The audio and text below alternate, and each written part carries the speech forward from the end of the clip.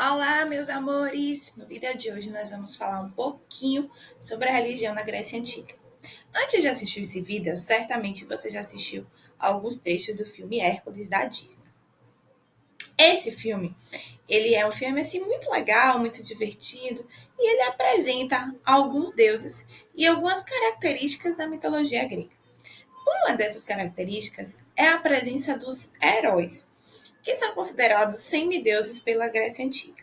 O herói ele tem muita importância na Grécia Antiga, porque ele está relacionado com os conflitos, com as guerras. Então, esses heróis, eles são heróis que salvam o mundo, né, dos gregos em guerra, em conflito contra os seus inimigos. E a presença desses heróis ele é muito forte na mitologia, tá? O caso de Hércules, por exemplo, mas a gente também tem outros heróis. A gente tem, por exemplo, Ulisses, que vai ser da Guerra de Troia. A gente tem Aquiles. Então, esses aí, eles vão ficar no imaginário. São pessoas que tiveram vida e que ficam no imaginário da Grécia Antiga pelos seus feitos gloriosos. E esses feitos gloriosos estão muito associados aos conflitos militares, ok? Bem, a Grécia Antiga tem uma religião politeísta. Essa palavra nós já entendemos o que é que significa, né? Quando a gente fala que é uma religião politeísta, significa que é uma religião que acredita em vários deuses, tá? E eles acreditavam também na imortalidade dos seus deuses, que tinham poderes sobrenaturais e viviam em um lugar específico, o Monte Olimpo, que ficava no norte da Grécia. Então, existia ali o lugar físico que as pessoas poderiam visitar, que seria a morada dos deuses, tá? Como é que funcionava isso? Algumas cidades-estados tinham adoração por deuses específicos, como o caso de Atena, que dá o nome à cidade de Atenas, que é a deusa da sabedoria e da guerra, tá? Da inteligência e da guerra. Mas a gente também tem outras. A gente tem Poseidon, que é o deus dos mares. A gente tem Afrodite, que é deus do amor. A gente tem Zeus, que é deus dos raios, certo? Então, assim, essa relação do deus da mitologia grega, ela tem dois aspectos. Ou o aspecto da natureza, né? Por exemplo, a gente falou raio, a gente falou mar, ou o aspecto que está relacionado aos seres humanos, guerra, amor, ciúmes. Só que todos os deuses gregos, eles são muito humanos, inclusive, tá, pessoal? Se a gente for falar, eles são formas antropomórficas, ou seja, formas humanas. A representação dos deuses são através de formas humanas. E aí eles acreditavam que a interferência dos deuses iam atingir o destino das pessoas. Por exemplo, em Esparta a gente tem a presença do oráculo, que era as pessoas que consultavam, né, ali o que seria o destino, o futuro, e esse oráculo, que era guiado pelos deuses, determinava se Esparta deveria ou não entrar em uma guerra, quais eram os caminhos que deveriam seguir, tá? E quando eles acreditavam, por exemplo, né, o fenômeno dos raios deveria ser alguma coisa que Zeus estava insatisfeito.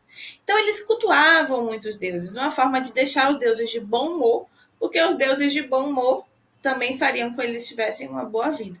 Então o Deus na Grécia Antiga, ele não é do bem ou do mal, tá? Ele é uma pessoa, vamos assim dizer, né? Como se fosse uma pessoa que pode ter sentimentos em um momento, né, de fúria ou sentimentos de colaborar com a situação dos seres humanos.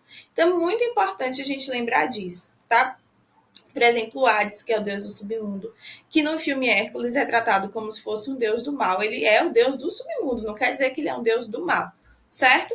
A gente tem que parar de fazer essa comparação, que vem um pouco aí do cristianismo entre Deus e diabo, bem e mal. Na religião da Grécia Antiga, a gente não tem isso. A gente tem figuras que podem se comportar em alguns momentos com atos de fúria, o que não faria bem para os seres humanos, ou queriam proteger e ajudar eles nos seus dilemas do dia a dia, tá? Então, assim, os deuses, eles têm muitos sentimentos, e são sentimentos típicos do humano. Amor, solidariedade, coragem, raiva, inveja, traição. Então, os gregos antigos, eles se projetavam nos deuses. Os deuses traziam, assim, muitas características humanas e os gregos antigos se projetavam nessas características dos deuses deles, tá? Bem, é sobre isso que eu quero falar sobre religião. A religião é muito importante para eles, gente. Tem muitos templos sagrados que são construídos na Grécia Antiga. E a religião e a língua são as duas únicas coisas que estão em comum nas cidades-estados. Porque essas cidades-estados elas são tão diferentes e independentes, governo próprio, exército próprio, às vezes entre em conflito uma com a outra, às vezes se juntam para entrar em conflito contra um inimigo externo. E então, quem é que faz que você fala assim, eu sou um grego, mesmo morando na cidade de Tales, eu sou um grego, mesmo morando na cidade de Esparta, eu sou um grego, mesmo morando na cidade de Atenas, que são três exemplos completamente diferentes, é essa identidade que é formada pela religião e pela língua que era falada por eles, que era a língua em comum, tá? Então, lembrando aí que a religião ela é muito forte também na formação da identidade. Os deuses estão relacionados aos seres humanos. Tinha até os Jogos Olímpicos que foram criados para homenagear os deuses olímpicos, né, do Monte Olimpo, de onde ficam os deuses. As Olimpíadas, esse ano as Olimpíadas foi cancelada por causa do coronavírus, mas se não fosse a gente teria as Olimpíadas. Os Jogos Olímpicos nasceram na Grécia Antiga.